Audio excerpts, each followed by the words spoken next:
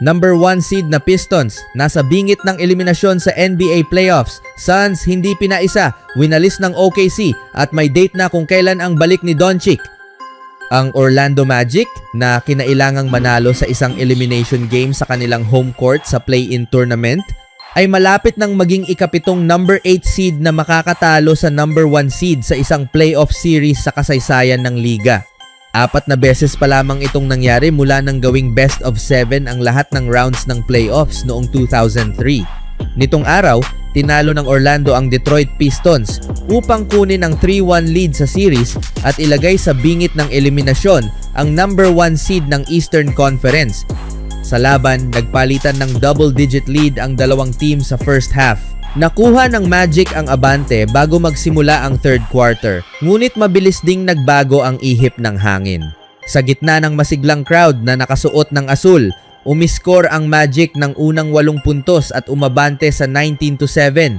Gayunpaman, bigla silang tumamlay matapos sumablay sa 13 consecutive attempts na sinamantala ng Detroit sa isang malakas na 2-0-5 run. Sa kalagitnaan ng second quarter, hawak ng Pistons ang kalamangan. Sa kabila nito, nananatiling matatag ang Magic sa kanilang home court na may 8-1 record sa playoff games sa nakaraang 3 season. Pinangunahan ni Desmond Bane ang scoring sa kanyang 22 points habang si Franz Wagner ay nag-ambag ng 19 points sa loob ng 3 quarter. Samantala, si Paolo Banchero ay umiscore ng 18 points para sa Magic sa kabila ng kanyang 4 of 18 shooting. Hindi naging maganda ang shooting ng Orlando sa kabuuan na nagtapos lamang sa 32.6%. Si Jalen Suggs ay nahirapan din na tumama lamang ng 1 of 13 field goals, kabilang ang 1 of 11 mula sa 3-point range. Nalampasan ng Magic ang kanilang problema sa shooting sa pamamagitan ng maingat na paghawak ng bola na nagtapos na may 12 turnovers lamang kumpara sa 20 ng Detroit. Para sa Pistons, pinangunahan ni Cade Cunningham ang team na may 25 points habang nagdagdag si Tobias Harris ng 20 points. Samantala, umalis si Wagner sa ikatlong quarter dahil sa pananakit ng kanyang kanang binti. Pinalitan siya ni Jamal Cain na agad nagbigay ng enerhiya sa crowd sa pamamagitan ng isang driving dunk laban kay Jalen Duren sa simula ng fourth quarter. Nagpakitang gilas din siya ng one-handed tip-in dunk na nagpaangat sa score sa 87-85, may 4 na minuto pang natitira sa laro. Nahihirapan si Suggs sa simula matapos ma-miss ang kanyang unang 8 attempts, ngunit nakabawi siya sa pamamagitan ng isang 3-pointer mula sa sulok na nagbigay ng 5 kalamangan. Gayunpaman, agad itong naitay ni Ausar Thompson sa pamamagitan ng isang layup bago muling umabante sa pamamagitan ng putback ni Cain. Sa harap ng kanyang former Grizzlies teammates na sina Ja Morant at Jaren Jackson Jr. na sumusuporta sa kanya courtside, ipinasok ni Bane ang isang bank 3-pointer upang palawigin ang lead ng Orlando sa 92-86. May 1 minuto na lang ang natira. Ang Magic na may 45 wins ay hindi pa nakakatikim ng tagumpay sa isang playoff series mula noong 2010 nang sila'y matalo sa Eastern Conference Finals. Sa loob ng 37 years bilang prangkisa, hindi pa rin nila nakakamit ang isang NBA title. Samantala, ang Pistons na nagtala ng 60 wins sa regular season ay mas matagal nang naghihintay ng malalim na playoff run. Huling beses silang umabot sa second round ay noong 2008 kung kailan sila'y natalo rin sa East Finals. Ang serye ay patuloy na umiinit at inaasahang magiging mas mabangis pa ang susunod na laban. Gaganapin ang Game 5 ngayong Huwebes sa Detroit kung saan parehong team ay maglalaban hindi lamang para sa panalo kundi para maputol na rin ang kanilang matagal nang paghihintay sa playoff success. Sa sumunod na balita naman, hindi na ikinagulat ng sinuman na ang Oklahoma City Thunder ay tuloy-tuloy ang pagmartsa papunta sa ikalawang round ng NBA playoffs.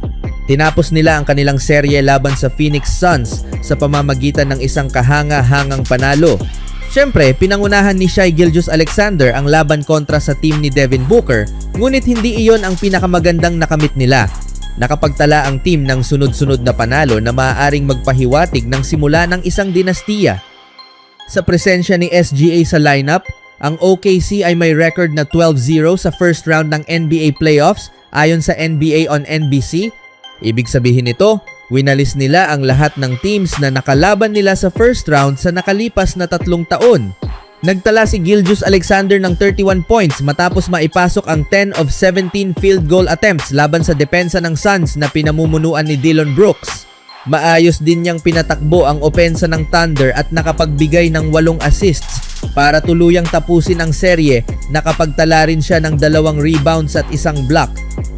Isa pang estadistika na hindi gaanong napag-uusapan, si Ejai Mitchell ay naging mahalagang contributor kapag siya ay nagsisimula para sa Thunder.